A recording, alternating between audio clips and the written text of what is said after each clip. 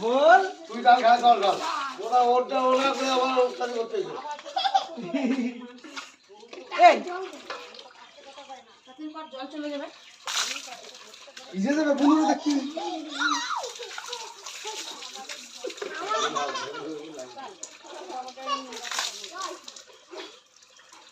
বাবা তাকাও একটু রুহি ওই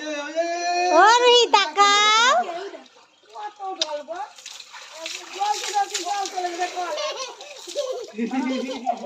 এই যে রাত দিন বুনু করে